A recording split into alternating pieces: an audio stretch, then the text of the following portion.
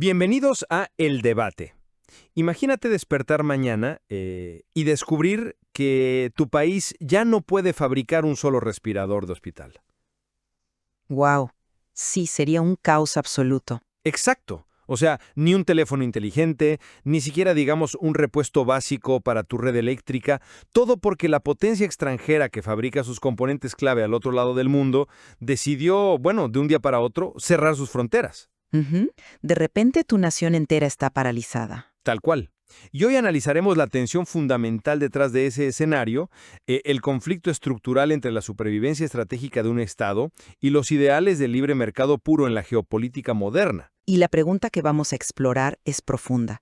O sea, ¿es la intervención agresiva del Estado, y aquí hablamos de aranceles, proteccionismo y una supremacía militar aplastante, un mal absolutamente necesario para proteger a una nación? ¿O acaso este nivel de poder convierte al Estado en, digamos, un feudo tiránico que termina destruyendo las libertades individuales que jura defender?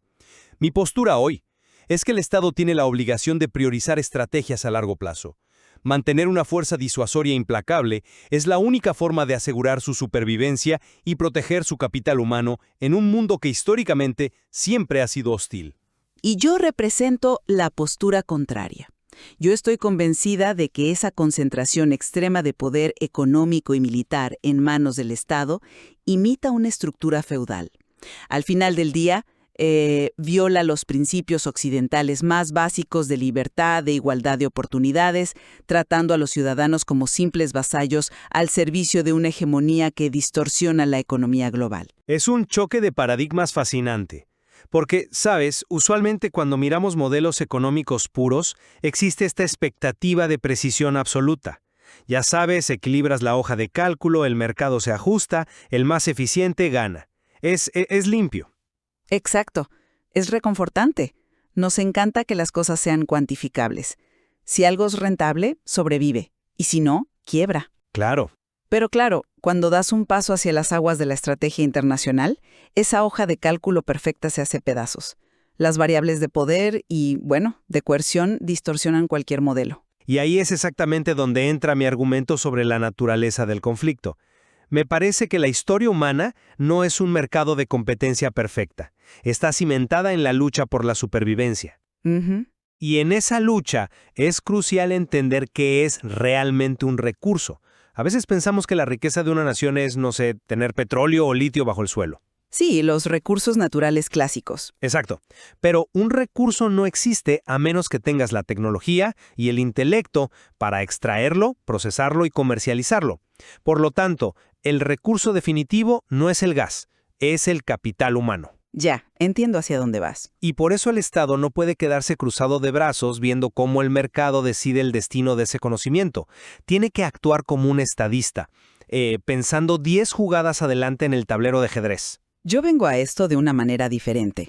Porque cuando le otorgas al Estado ese monopolio del poder político, cuando le permites, digamos, dictar qué industrias viven o dónde se produce, y lo respaldas con una fuerza militar suprema, estás describiendo literalmente un resabio del feudalismo.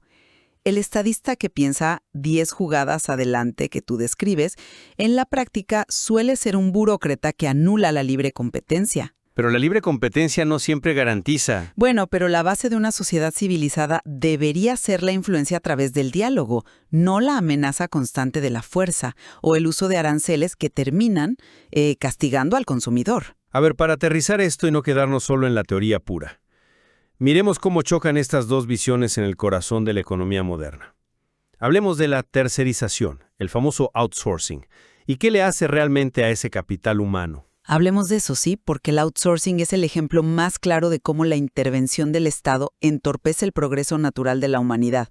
O sea, la lógica del mercado es irrefutable aquí. ¿Irrefutable en qué sentido?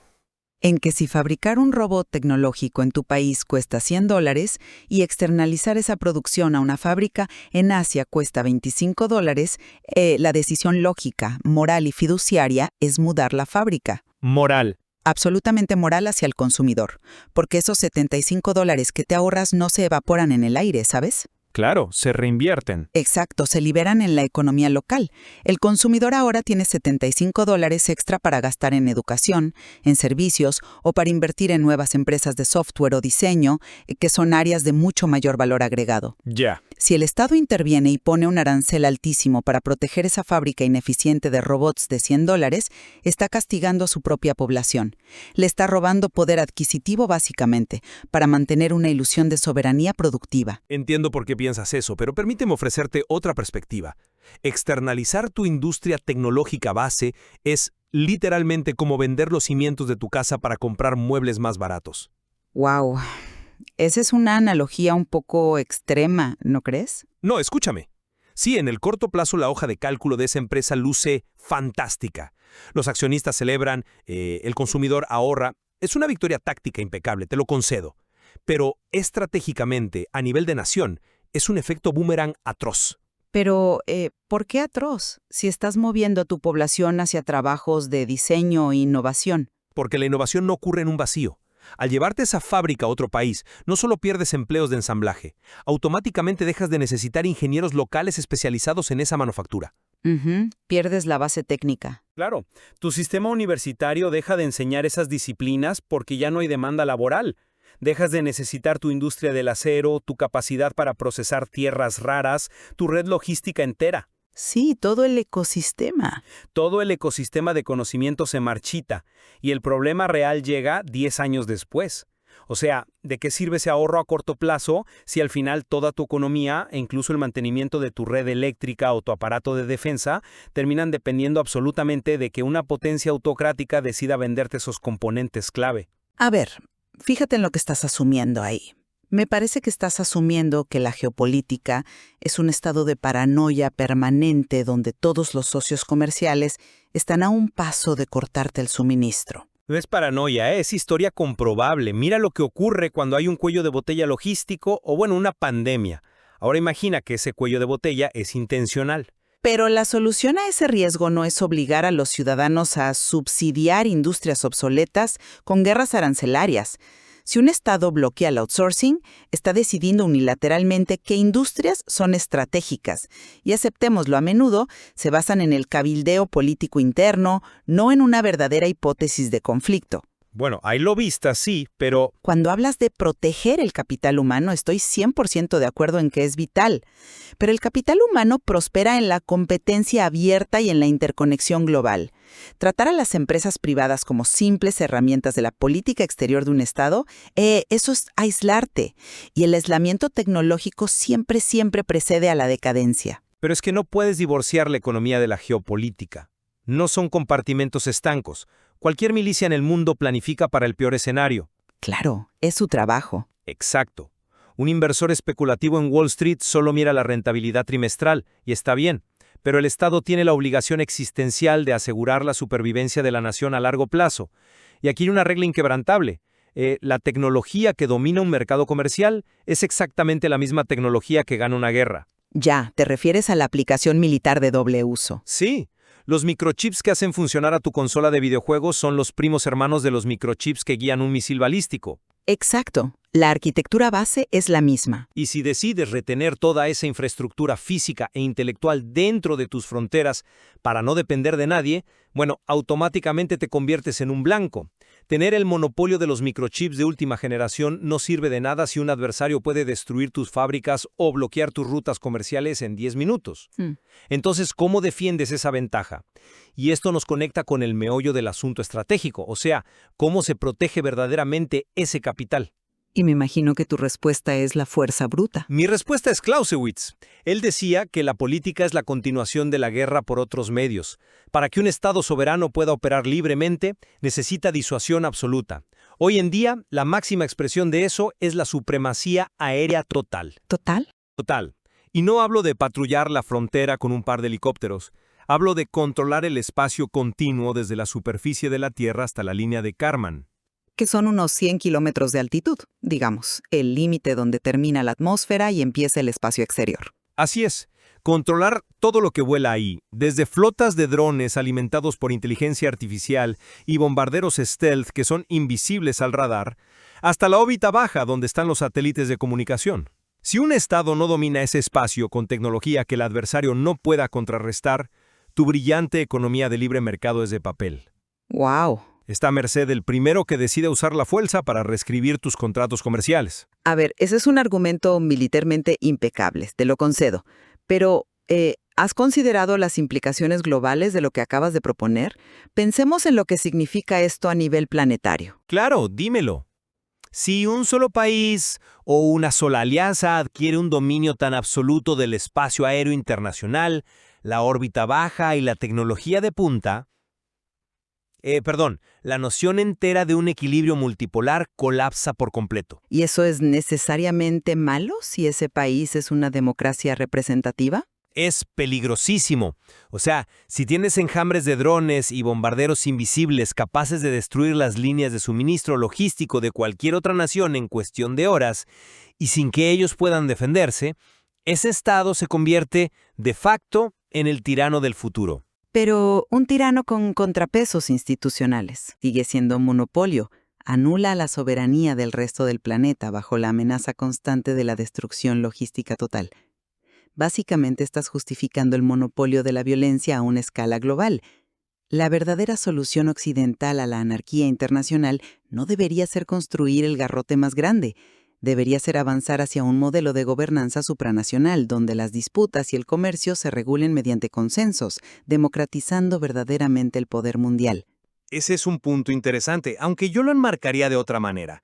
Tomemos esa idea tuya del gobierno supranacional. Sí, a ver. Si asumimos que la anarquía en el escenario internacional es un peligro real y que existen potencias autocráticas con valores fundamentalmente opuestos a los occidentales regímenes que, digamos, no respetan la propiedad privada ni la vida, ¿no es la supremacía tecnológica de una república con estricta división de poderes el único ancla realista para mantener cierto orden? Pero ¿a qué costo, no? Bueno, confiar la seguridad global a la fantasía de un comité internacional donde todos voten equitativamente es una utopía. Imagínate pedirle a una nación que ha invertido billones en desarrollar tecnología furtiva para proteger a su población, que someta su destino económico a una asamblea donde estados totalitarios tienen el mismo peso de voto. Es impracticable y francamente suicida. Es impracticable solo porque el paradigma actual en el que operamos glorifica la coerción sobre la persuasión.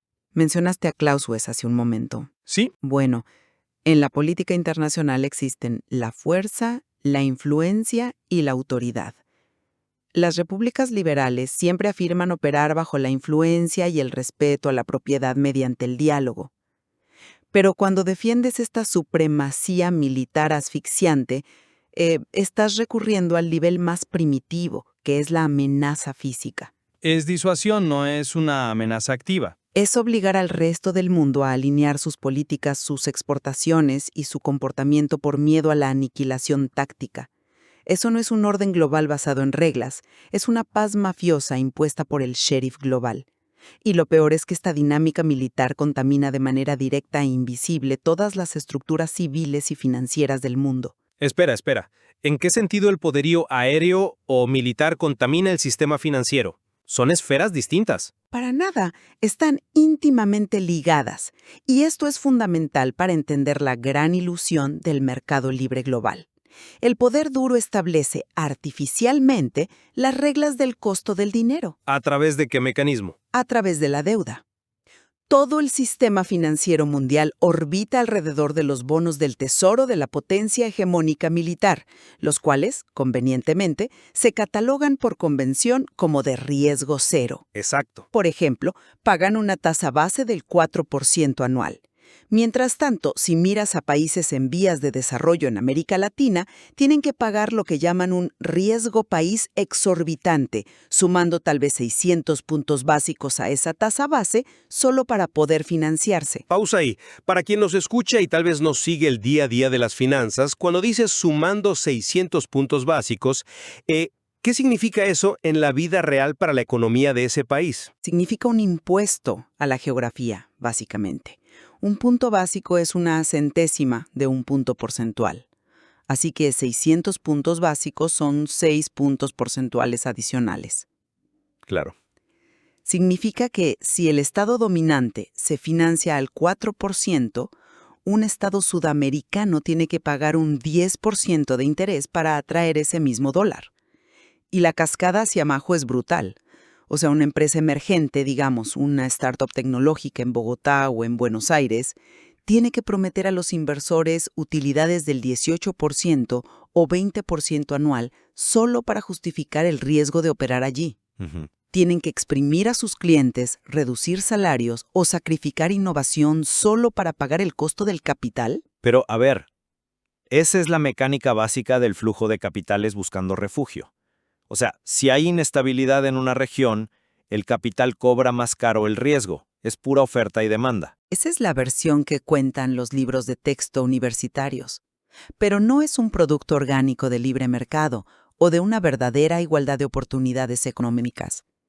Esa convención del riesgo cero del 4% es una imposición de la hegemonía militar de la que acabamos de hablar. Piénsalo, es una contradicción inmensa. ¿Por qué contradicción? Porque la potencia dominante opera con déficits fiscales estructurales, imprimiendo dinero a niveles que llevarían a cualquier corporación privada a una quiebra vergonzosa e inmediata. Sin embargo, nunca entran en default, nunca quiebran. ¿Por qué? Porque su estatus de superpotencia y el respaldo de sus portaaviones obligan al mundo entero a facturar el comercio global en su moneda y a comprar sus bonos como reserva. Es una arquitectura financiera diseñada a medida, que fuerza a las economías periféricas a orbitar bajo sus reglas, drenando su capital. No es libertad económica, ¿sabes? Es un tributo invisible que todos pagamos por esa supuesta supremacía militar que tú defiendes. No me convence esa línea de razonamiento porque me parece que estás mezclando peras con manzanas. Estás comparando la mecánica del déficit de una empresa privada con la supervivencia histórica de un Estado. Sí te concedo que el riesgo cero es una convención. Es una construcción humana. Exactamente igual que decidir que el agua se congela a 0 grados centígrados o usar el sistema métrico. No existe un cero absoluto dictado por la naturaleza en las finanzas. Pero esa convención no se sostiene solo porque haya portaaviones apuntando al mundo. Se sostiene por una historia institucional comprobable. Pero esa historia institucional está respaldada por la fuerza. Está respaldada por la capacidad de supervivencia.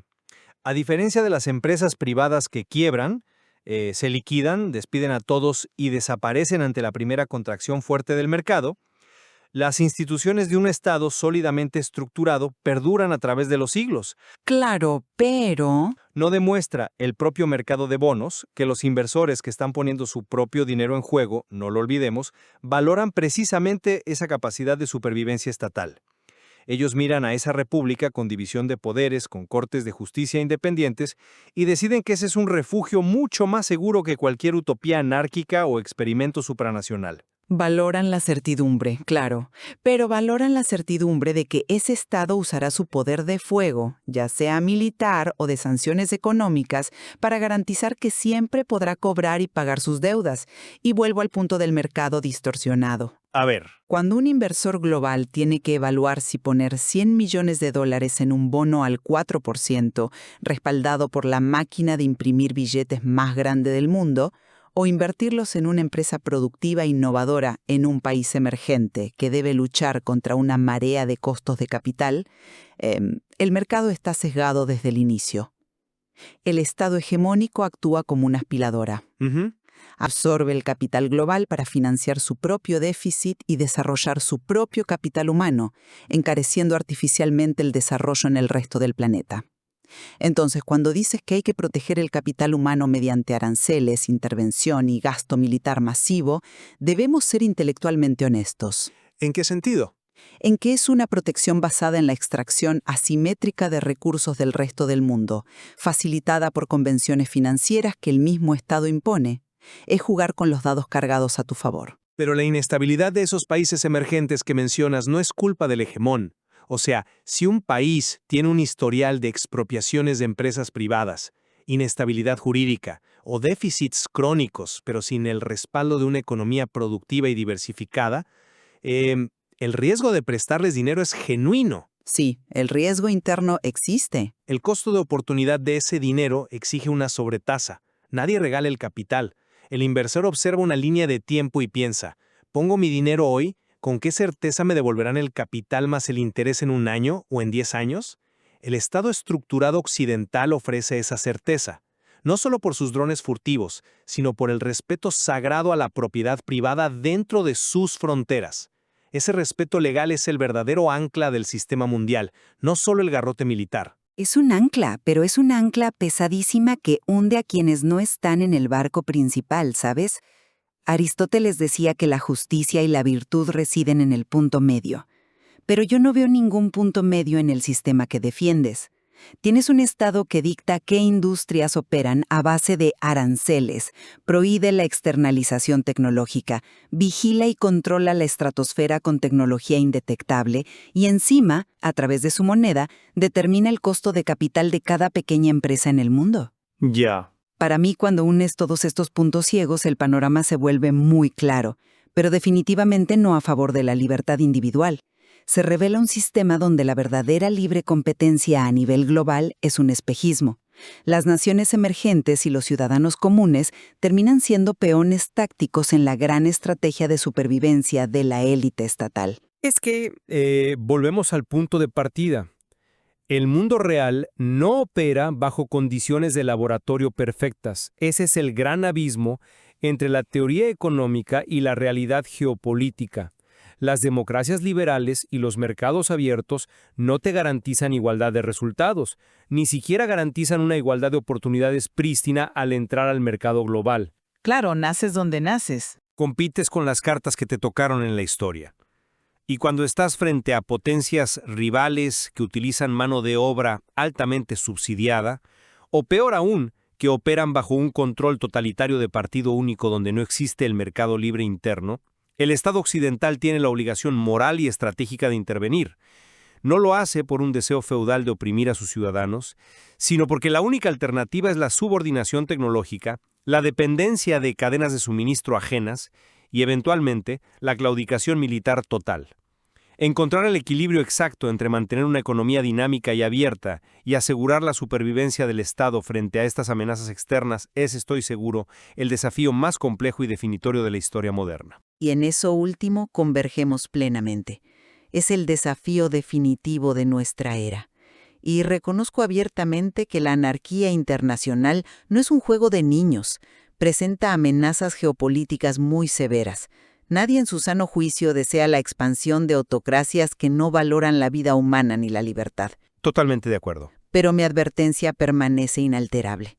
Al intentar protegernos justificando un monopolio absoluto de la fuerza, iniciando guerras arancelarias para repatriar industrias a la fuerza y consolidando una hegemonía financiera inquebrantable, corremos el riesgo gravísimo de destruir la aldea para salvarla.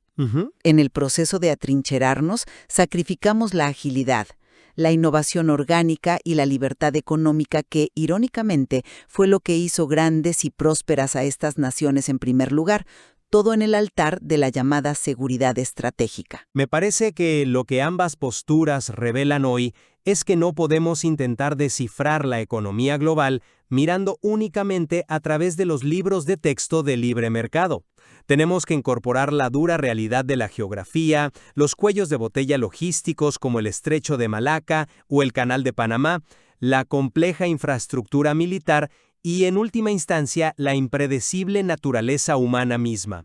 La dinámica profunda entre cómo fluye el comercio global y cómo se desarrolla tecnológicamente el poder de las naciones está llena de capas que desafían cualquier respuesta sencilla. El material de fondo de todo esto demuestra que la realidad es, digamos, mucho más intrincada de lo que parece a simple vista. Así es. Resulta que cuando intentas meter la geopolítica mundial a la fuerza dentro de una fórmula matemática de eficiencia económica pura, el lado humano, el miedo y el cálculo estratégico de las naciones siempre terminarán quebrando la ecuación. Lo que nos devuelve exactamente a esa imagen del principio. Entramos a este análisis con nuestra hoja de cálculo perfecta, intentando alinear el comportamiento de superpotencias, de industrias logísticas complejas, de cadenas de suministro de microchips y del mercado de bonos globales, todo en filas y columnas ordenadas. Sí, todo muy prolijo. Pero al final del día, Las aguas de la estrategia internacional siguen siendo abismalmente profundas y turbias, y quizá la verdadera sabiduría no esté en tratar de drenar todo el estanque para intentar ver el fondo con claridad cristalina, porque eso es imposible, sino en aprender a navegar con destreza en medio de la incertidumbre. Totalmente de acuerdo. Es la única forma de avanzar. Bueno, gracias por acompañarnos en esta exploración en el debate. Hasta la próxima.